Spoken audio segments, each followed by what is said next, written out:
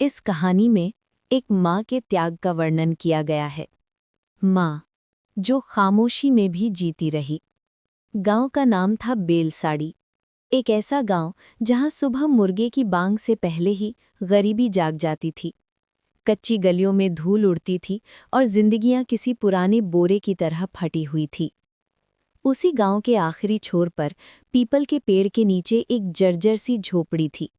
वही झोपड़ी थी सरस्वती की दुनिया।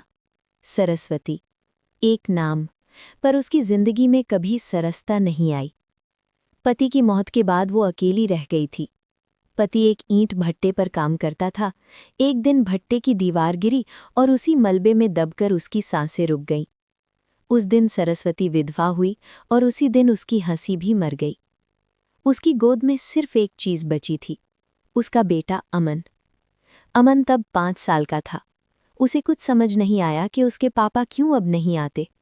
वो हर शाम दरवाजे पर खड़ा होकर पूछता, अम्मा, बाबा आज भी नहीं आए? सरस्वती कुछ नहीं बोलती, बस उसे सीने से लगा लेती। उसकी आंखों के आंसू अमन की पीठ भिगो देते, लेकिन वो कभी रोती नहीं थी, बस चुप रहती थी। संघर्ष की शुरुआत। पति के जाने के बाद सरस्वती पर जैसे मुसीबतों का पहाड़ टूट पड़ा।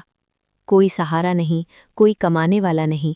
वो कभी खेतों में मजदूरी करती, कभी दूसरों के घर बर्तन मांजती, तो कभी गांव के साहूकार के घर झाड़ू पोछा। दिन भर की मजदूरी मिलती 25 या 30 रुपए। उसी में अमन का पेट भरना था, दवा लेनी थी, कपड़ा लेना था।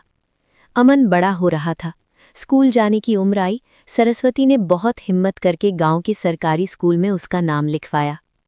पहले दिन अमन स्कूल गया तो नंगे पांव था। किताबें फटी हुई थीं, बस्ता पुराना था। बच्चे हंसे, अरे देखो ये तो फकीर का बच्चा है। अमन रोता हुआ घर आया। सरस्वती ने उसे चुप कराया और कहा, बेटा, पढ़ाई से बड़ा कोई सहारा नहीं। आज हंस रहे हैं, कल यही सलाम करेंगे। लेकिन उस रात सरस्वती देर तक जागती रही। उसके हाथ में अमन की फटी किताब थी और आंखों में बेबसी, भूख का सच। कई रातें ऐसी आती जब घर में सिर्फ एक रोटी होती। सरस्वती आधी रोटी अमन को देती और आधी को 3 टुकड़ों में बांटकर पानी के साथ निगल जाती। अमन कई बार पूछता, अम्मा, तुम नहीं खाओगी? वो हंसकर कहती, मैं तो काम पर खा ली, जबकि सच ये था कि उसने दिन भर कुछ नहीं खाया होता। धीरे धीरे सरस्वती कमज़ोर होने लगी, हड्डियां दिखने लगी, आंखें धंस गईं। लेकिन उसने कभी शिकायत नहीं की। उसकी सारी ताकत अमन की पढ़ाई में लगी थी। बीमारी और बेबसी। एक दिन सरस्वती को तेज बुखार आया, बदन कांपने लगा। गांव के वैद्य ने कहा, खून की कमी है, आराम चाहिए। आराम, ये शब्द सरस्वती की जिंदगी में कभी था ही नहीं। वो फिर भी काम पर गई, क्योंकि अगर वो एक दिन काम नहीं करती तो उस रात अमन भूखा सोता। उसी दिन खेत में काम करते हुए वो चक्कर खाकर गिर पड़ी। जब होश आया तो खुद को झोपड़ी में पाया। अमन उसके सिरहाने बैठा रो रहा था। सरस्वती ने कांपते हाथों से अमन का चेहरा छुआ।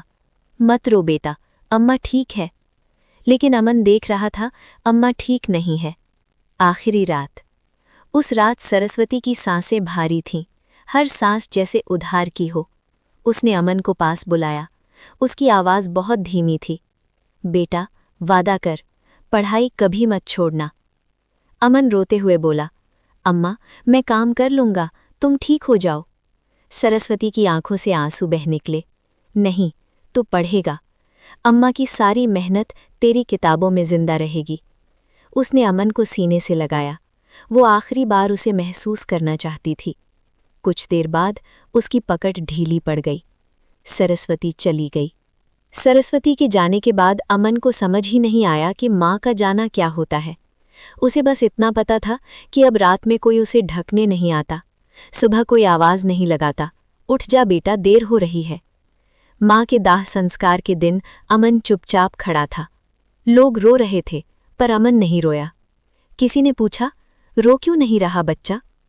अमन ने बहुत धीरे से कहा, अम्मा ने मना किया था। वो बोली थी, मर्द बनना, रोना नहीं। उस दिन कई आंखें झुक गईं। अमन को अनाथालय भेज दिया गया। पहले ही रात उसे भूख लगी। वो आदतन बोला, अम्मा, आधी रोटी दे दो, तुम मत खाना। कमरे में सन्नाटा था। तभी उसे एहसास हुआ, अब ये शब्द सुनने वाली कोई अम्मा नहीं बची। वो तकिए से लिपटकर फूट फूट कर रो पड़ा। साल बीतते गए, अमन पढ़ता रहा, गिरता रहा, संभलता रहा। हर बार जब थक जाता उसे माँ का चेहरा याद आता, पसीने से भीगा हुआ, भूखे पेट भी मुस्कुराता हुआ। एक दिन कॉलेज में फॉर्म भरते समय माता का नाम पूछा गया। अमन की उंगलियां कांपने लगीं। काफी देर तक कॉलम खाली रहा। फिर उसने लिखा, सरस्वती, स्वर्गीय। वो शब्द लिखते ही उसकी आंखों से आंसू टपककर फॉर्म पर गिर पड़े। कागज भी भीग गया था, जैसे उसकी किस्मत। जब अमन शिक्षक बना, पहली बार किसी बच्चे को पढ़ाते समय उसने देखा एक गरीब बच्चा, नंगे पांव, फटी किताबें। बच्चा बोला, सर मुझे पढ़ना है, अम्मा बोलती थी पढ़ ले। अमन की आवाज़ भर्रा गई। उसे अपनी माँ दिख गई, अपने शब्द, अपनी भूख, अपना बचपन। उसने बच्चे को गले लगा लिया। क्लास के बच्चे हैरान थे। एक शिक्षक रो रहा था। उस शाम अमन अकेले गांव की झोपड़ी में गया, जहां अब सिर्फ दीवारें थीं और यादें। वो माँ की पुरानी चादर निकालकर बैठ गया, वही चादर जिसे माँ ठंड में खुद नहीं ओढ़ती थी। अमन फूट फूट कर बोला, अम्मा तूने कभी अपने लिए कुछ नहीं मांगा और मैं तुझे एक साड़ी तक नहीं दिला पाया। उसने चादर को चेहरे से लगा लिया। उस रात पहली बार माँ के जाने के बाद अमन ने चैन से रो लिया।